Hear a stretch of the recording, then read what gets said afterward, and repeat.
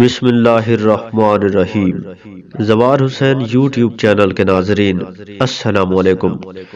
آج کی اس ویڈیو میں حضرت امام علی علیہ السلام کے سیاست کے بارے میں چند زرعی اقوال پیش کیے جا رہے ہیں، تو اس ویڈیو کو مکمل دیکھیں۔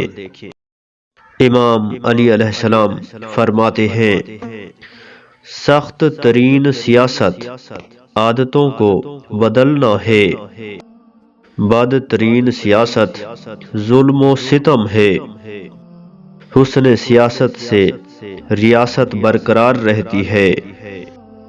جس کی سیاست اچھی ہوتی ہے اس کی ریاست باقی رہتی ہے۔ سیاست کا معیار عدل ہے۔